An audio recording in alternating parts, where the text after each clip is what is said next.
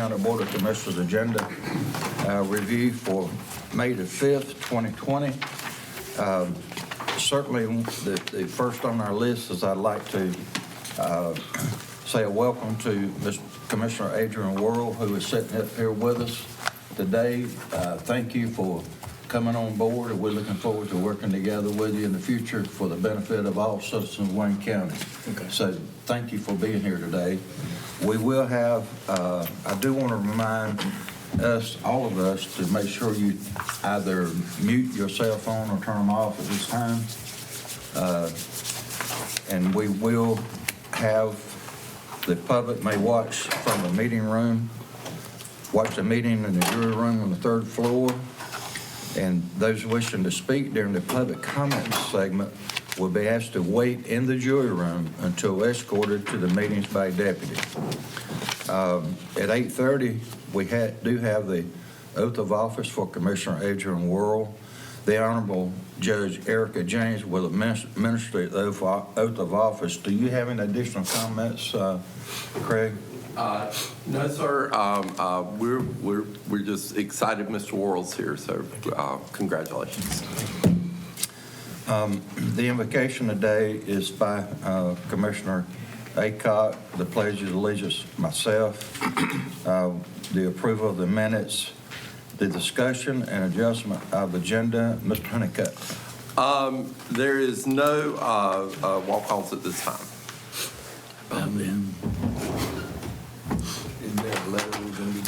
Well, if we do talk about that, there could be the possibility. Okay. All right. Yep. No walk-ons. Yeah, that's right. Okay. All right.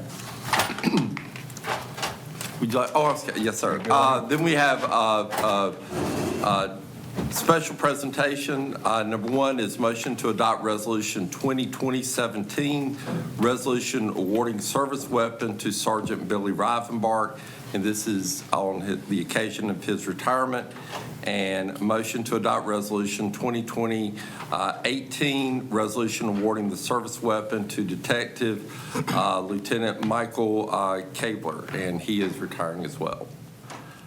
Then we have unfinished business. Number one is motion to approve allowing Wayne County Public Schools to use $312,000 from existing sales and use tax funds to purchase 20.8 acres, the Evans family property, for the proposed Fremont Elementary School project, contingent on the Tier 1 Lottery Fund grant joint application approval. And this joint grant application approval was approved by the Board of Education, so they're willing to go into that joint application with the county. So therefore, we will be able to release the funds for their purchase of this property.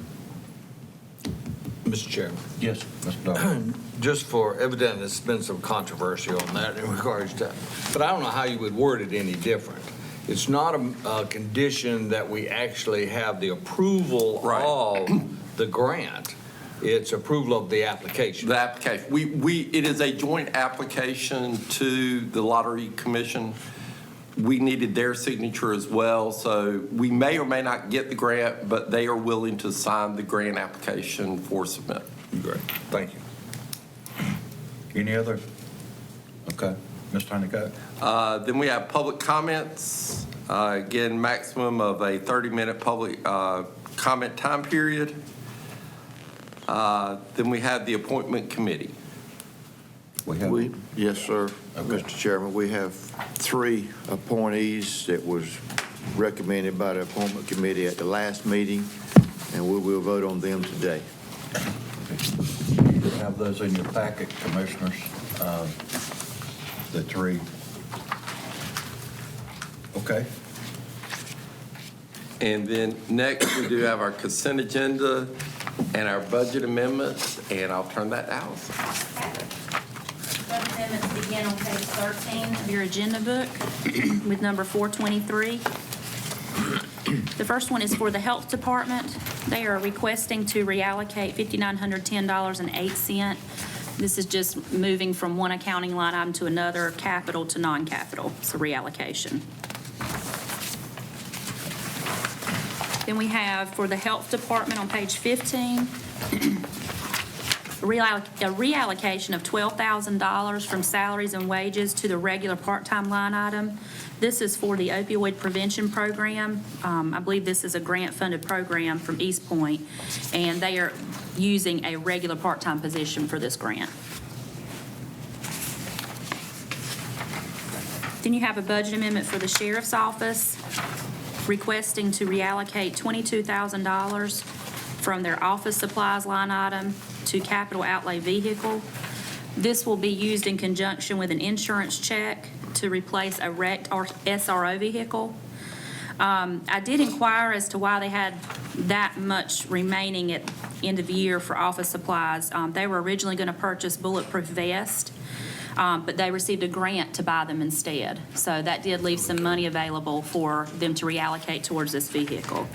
And I think another question was that this vehicle be purchased from seized property funds, and they said that it cannot come from seized property funds because that vehicle has to be used for the drug unit, and this one would not be.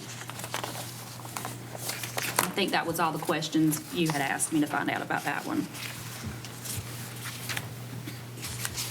Okay, for any questions? Let me decipher that for a second. Sure. Hey, I wasn't gonna go there, but you go. The money was in office supplies, and you said they were gonna use the money to buy a vest? That's what the money in the office supplies, it's really non-capital, like furniture and equipment. It's a subset of our office supplies line item. They were gonna purchase bulletproof vests. Yeah. That's what was originally budgeted for the year for that.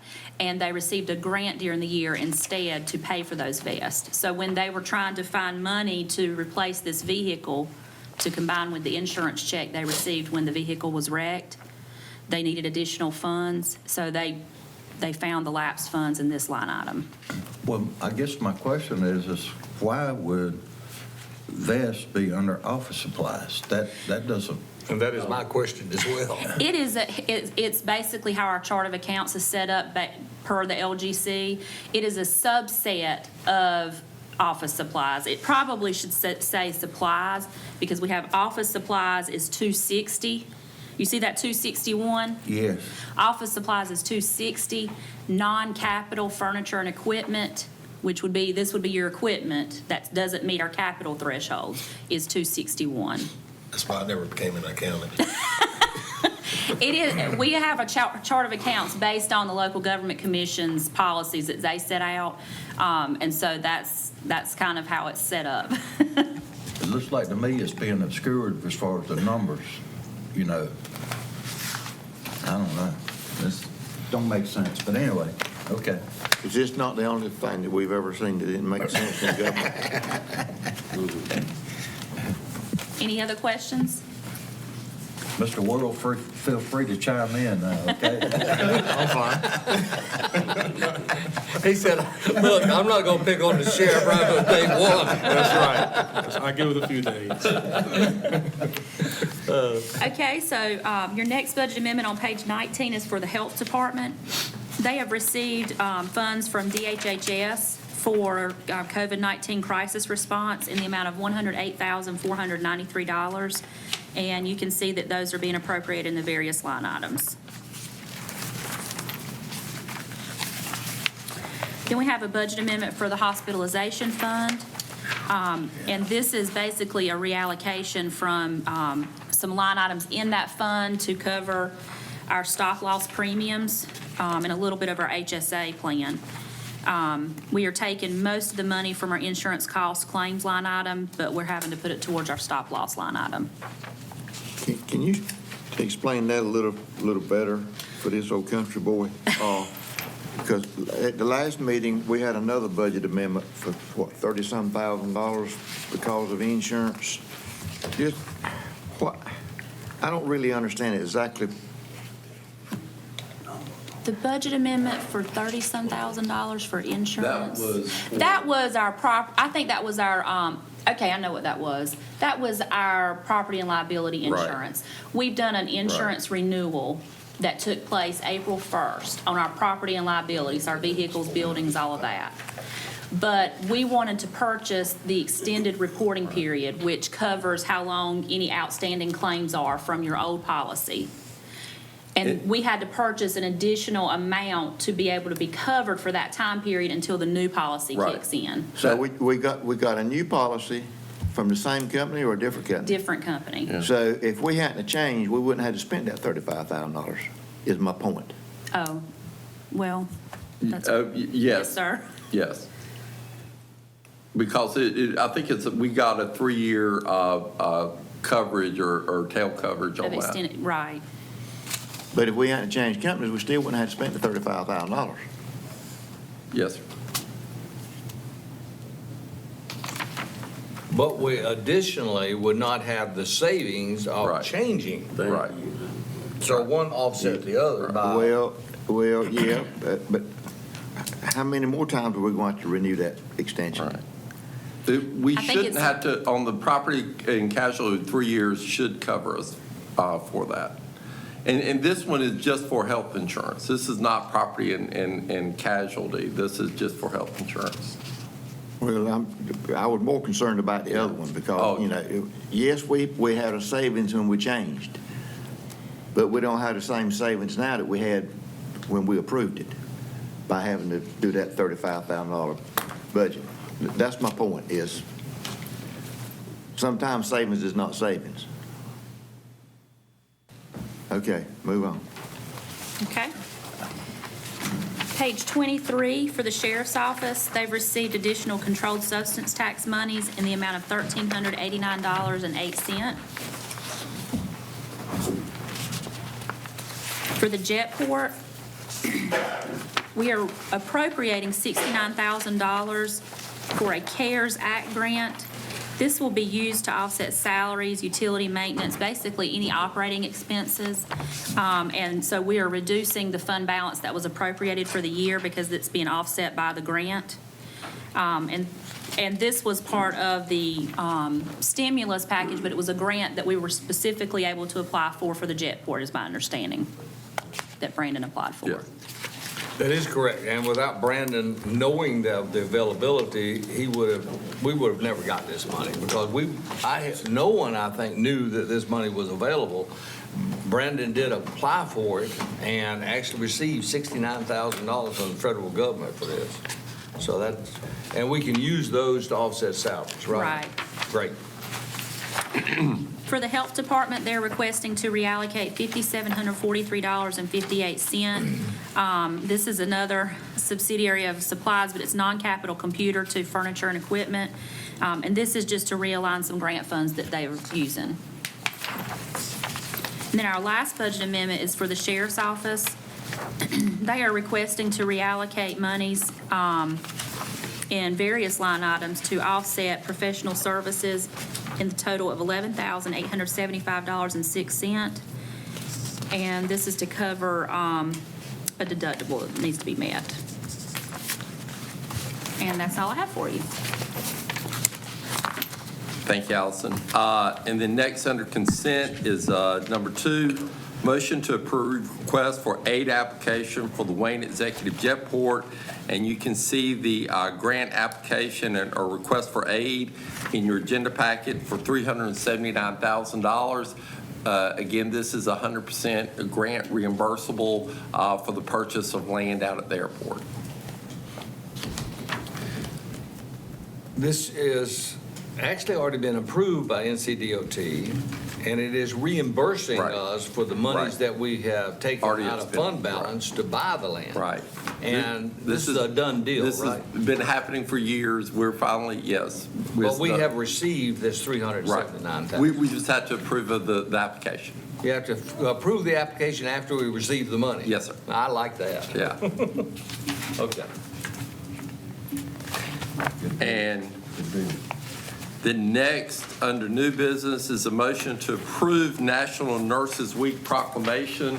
I will read that during our regular meeting, and Carol will give that to Wayne, UNC Wayne, after the meeting, and our chairman will sign. Then we have county manager's comments, Board of Commissioners comments, and closed session, and then adjournment. Okay, any additional? We do need to go to closed session at this time if we can. Do we have time? Probably, Okay. yes, sir. Motion to go in closed session, Mr. Chairman. Okay, we'll have a motion, Mr. Parker, to go in closed session. And it's to consider businesses in Wayne County. Okay, all in favor, raise your right hand, please. By the way, Mr. Gurley is not going to be with us today remotely, is that correct, Carol? That is my understanding. Oh, okay, thank you.